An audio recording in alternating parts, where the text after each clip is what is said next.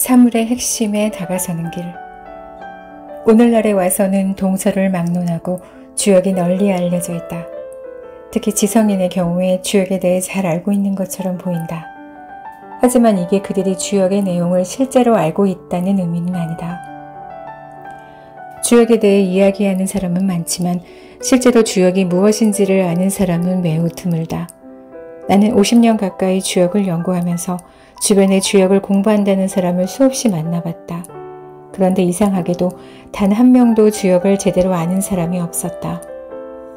그건 너무 이상한 일이었다. 주역이 그토록 널리 알려져 있다면 누군가 잘 아는 사람이 있어야 하지 않는가. 여기에 더 이상한 일이 있다. 세상에 주역을 아는 사람이 아무도 없는데 어떻게 세상에 주역이 퍼지고 그것이 최고의 학문이라고 말하는 것일까? 주역은 성인의 학문이고 그저 가장 신비로운 학문이라는 소문 때문일까? 이제 주역의 실체에 대해 이야기할 시점인 것 같다. 여기 고양이 한 마리가 있다. 이 녀석은 호랑이를 닮은 동물이다. 고양이와 호랑이는 크기와 상관없이 같은 유형에 속하는 동물이다. 핥히고 나무를 잘 타고 밤에 돌아다니고 육식을 하고 눈이 둥글고 몸이 부드러우며 동작이 빠르고 무서움이 없고 인장머리 없고 높이 뛰어오르는 등등 고양이의 속성은 호랑이의 속성과 일치한다. 고양이는 개나 닭과는 매우 다르다. 사람과 원숭이는 어딘지 모르게 서로 닮아 있는데 고양이와 호랑이가 바로 그렇게 닮았다. 이러한 닮은 성질을 동물학자들은 일찍이 간파했다. 자연계에 있는 모든 동물은 서로 닮은 것끼리 분류할 수 있다는 것이다. 오랜 세월이 걸렸지만 오늘날에 와서는 모든 동물을 분류하고 그 특성을 조사함으로써 동물 전체에 대한 인간의 이해가 깊어지게 되었다. 식물도 마찬가지다. 처음에 할 일은 분류고 그 다음은 분류된 것들이 어떤 특성을 갖느냐를 파악하는 것이다. 이러한 작업을 계속하면 할수록 동식물에 대한 완전한 해석에 이를 수 있다. 여기서 하나만 짚고 넘어가자. 지구에는 무수히 많은 동식물이 있지만 그 모든 것은 세포로 이루어져 있으며 DNA라는 공통 분모를 갖고 있다. 수많은 생물이 있지만 분류를 통해 조금씩 이해를 깊이 한 결과 이제는 생물이 무엇이냐는 질문에 답할 수 있게 되었다. 이로써 생물의 정체를 파악할 수 있게 된 것이다. 우리가 만일 사물에 대해서도 이러한 작업을 할 수만 있다면 그것은 사물을 이해하는 데 절대적인 수단이 될 것이다. 다시 고양이를 보자. 고양이의 외형은 호랑이나 사자, 표범, 치타, 제거, 살쾡이 등과 닮아 있어서 같은 종류로 확실히 분류할 수 있다. 그렇다면 고양이의 마음은 어떠한가? 아마도 호랑이와 많이 닮아 있을 것이다. 그럼 그 성질 또는 성격을 구체적으로 생각해보자. 여기에 주역이 등장한다. 고양이, 호랑이는 성질이 택괴이다. 택괴는 주역의 암호로 이것을 사용하면 사물을 이해하는 데 있어 매우 편리하다. 택괴는 연못을 표현하는 데 쓰기도 한다. 연못? 다소 의아할 것이다. 그러나 조금만 참고 계속 따라가 보자. 호랑이의 마음은 잠시 제쳐두고 연못과 닮은 것은 무엇이 있을까? 그릇. 바로 이것이 연못과 닮아 있다. 연못도 그 속에 무언가를 담는 데 쓰는 것이고 그릇도 마찬가지다.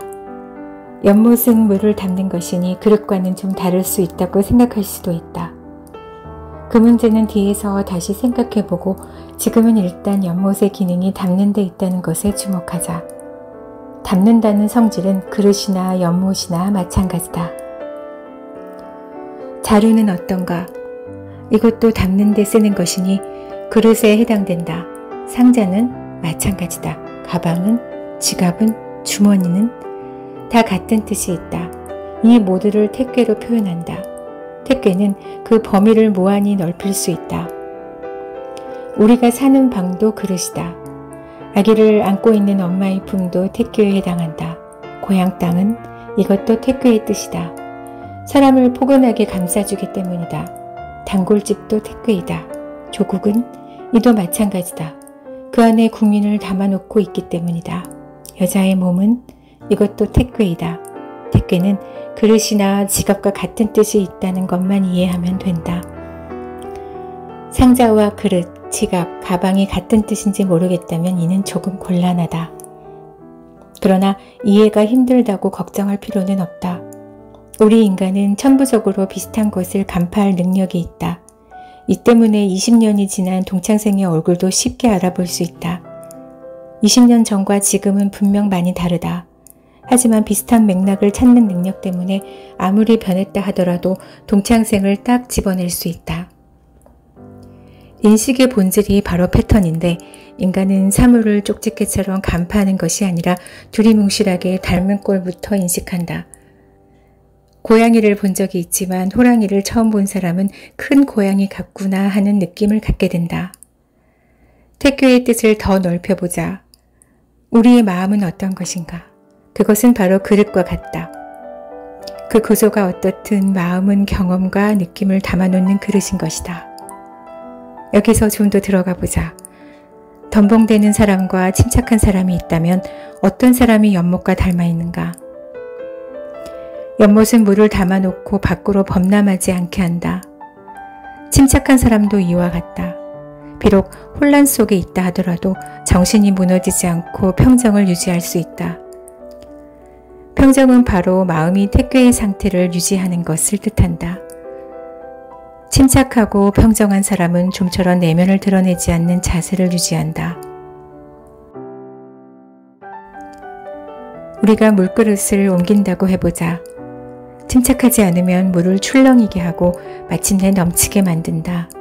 마음도 마찬가지다. 덜렁대는 사람은 침착하지 못하기에 그 마음이 밖으로 노출되고 요동치게 된다. 요동을 감싸는 능력이 바로 택괴이다. 동전 지갑을 보자. 지갑이 없으면 동전은 흩어진다.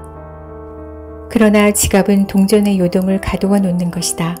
침착, 평정은 오랜 수련을 통해 얻어질 수 있는 인간의 위대한 덕목 중 하나다.